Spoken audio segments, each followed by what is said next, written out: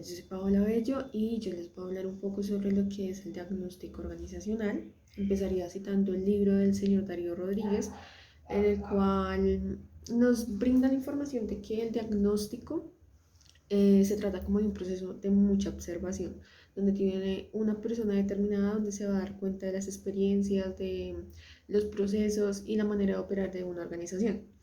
Aparte de eso, tenemos claro que pues realmente el diagnóstico en una organización es bastante importante porque pues este nos va a permitir ver qué falencias o qué problemas pueden tener los trabajadores internos y externos, obviamente para ir siempre en busca de una mejora continua.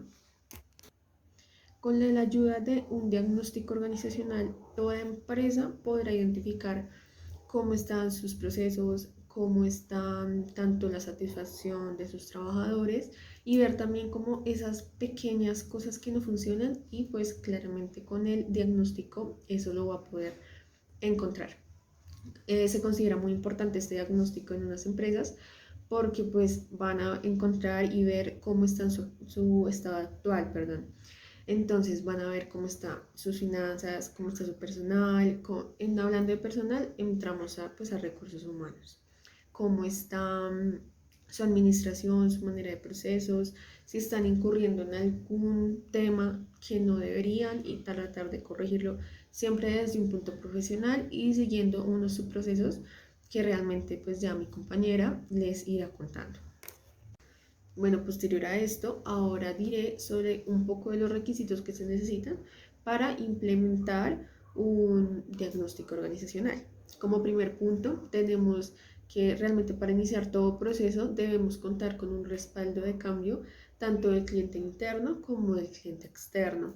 Entonces, ya teniendo este respaldo, vamos a contar con la certeza de que el resultado del diagnóstico va a ser un poco más válido y más concreto porque pues van a tener la colaboración de absolutamente cada persona que hace que esta organización funcione. Como segundo punto, tenemos a un consultor que realmente vendría siendo como el observador, yéndonos a la definición del señor Rodríguez. Este básicamente va a manejar absolutamente toda la información de manera muy confidencial y al momento de tener toda esta recolección de datos lo va a suministrar y realmente todos los resultados van a ser como de manera de confidencialidad. Él nunca va pues a decir o a mencionar cuáles clientes fueron los que ayudaron a la obtención de resultados, a la obtención de información, entonces todo realmente se hace muy confidencial. Siguiendo en este orden, continuamos con una retroalimentación que el consultor realizará tanto a los empresarios de altos mandos como a los clientes de bajos mandos. Va a ser una realimentación de toda la información recolectada y de esta manera, posterior a eso, va a ser como una explicación o una justificación de los resultados encontrados.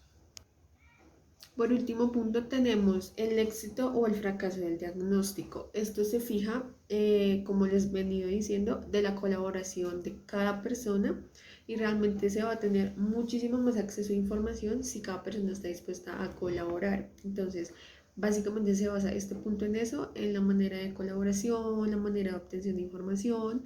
Entonces, todo esto lo reúne este punto y realmente de ahí se va a basar si va a ser eficaz o no el diagnóstico que se hace.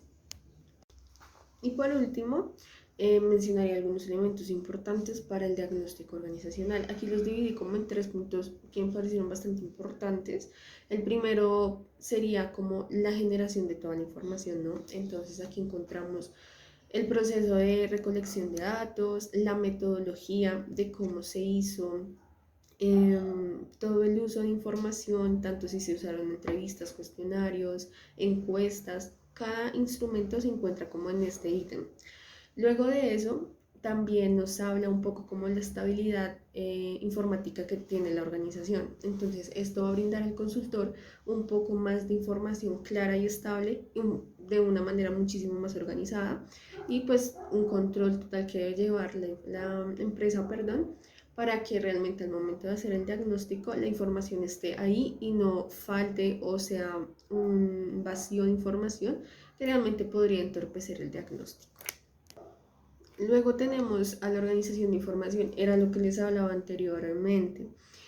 Al momento de tener un buen orden de datos, de un, como les diría yo, como una planta de datos, como una base de donde está toda la información, realmente al consultor va a ser bastante fácil hacer la recolección y pues posteriormente hacer un diagnóstico un poco más acertado. Y por último tenemos el análisis. Y por último, tenemos el análisis de interpretación de datos o de información. Aquí básicamente lo que hacen es separar cada base de datos, cada proceso, dependiendo a los objetivos planteados al inicio de cada investigación, o en este caso, cada diagnóstico organizacional, que se ajuste a las necesidades que busca identificar la empresa. Entonces, lo que hacen básicamente es evaluar, llegar a un estudio de caso y sacar unas conclusiones de los cuales se verán expuestos por el consultor a la empresa y posterior a esto identificar las falencias, identificar su estado actual y absolutamente todos los procesos que conlleva un diagnóstico organizacional.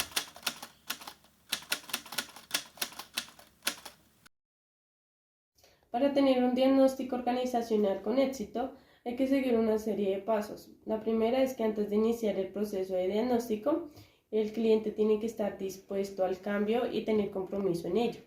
El segundo es que el cliente tiene que facilitar la información que le está pidiendo el consultor. El tercero es que el consultor tiene que tener totalmente confidencialidad con la información obtenida por el cliente. El cuarto es que el consultor tiene que retroalimentar los resultados obtenidos en el diagnóstico. Quinto, el éxito o el fracaso depende del compromiso del cliente y del cumplimiento de los acuerdos que haya puesto el consultor. Existen dos clases de diagnóstico. El primero es el funcional y el segundo es el cultural. El funcional hace referencia a las prácticas de comunicación que tienen que ver con la producción, con la satisfacción personal, con la innovación y con el mantenimiento de la organización. Este tipo de diagnóstico utiliza diferentes métodos. Entre ellos, utiliza la entrevista grupal, el cuestionario, análisis, redes de comunicación, entre otras. Esto tiene una serie de objetivos. Lo primero es evaluar la estructura interna, formal e informal, del sistema de comunicación. También evalúa la eficiencia y la necesidad de la tecnología de la comunicación dentro de la organización. El diagnóstico cultural tiene como finalidad descubrir los valores y principios básicos dentro de una organización. También tiene una serie de objetivos que es entender la vida de la organización desde el punto de vista del miembro, de los participantes que están trabajando dentro de la organización. También evaluar el contenido de la comunicación y el significado que tiene para ellos, los que están dentro de la organización.